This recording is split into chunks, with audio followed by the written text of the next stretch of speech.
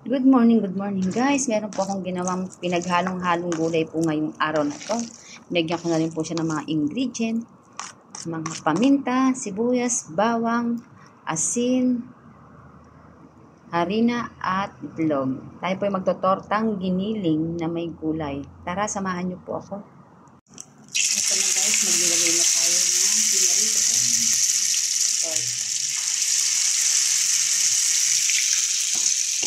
Ang dami para akong magbebenta.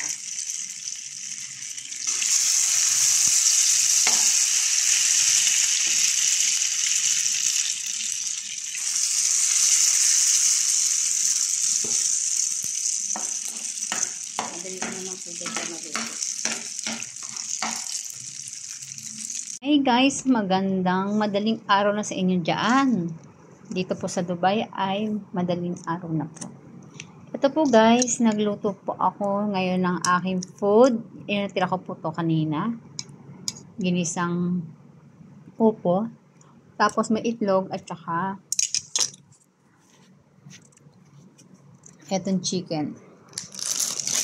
Tapos siyempre, ito lang po ang kainin ko ng tinapay. Hindi na po ako nagluto ng kanin. Tapos ito po guys, ito po ang masarap na fattoush. Ayan, halo-halong gulay. Ito po yung patus dati na yung katrabaho ko nung araw sa may restaurant. Ito po siya. Yung patus na meron siyang medyo maasim-asim to. Meron siyang cucumber, kamatis, sibuyas, lettuce. Tsaka ito po yung kanyang bread.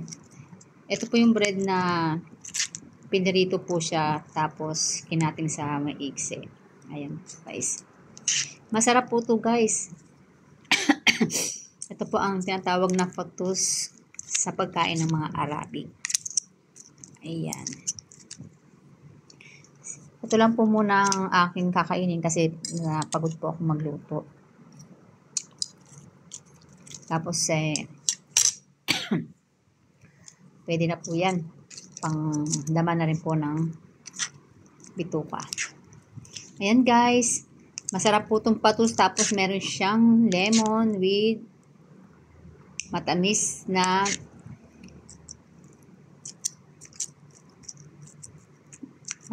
sauce. Pinaghalo siyang matamis na may sauce.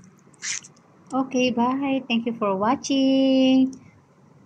Please follow for more. Mag-comment lang po kayo sa aking video at babalikan ko po kayo guys. Maraming salamat po.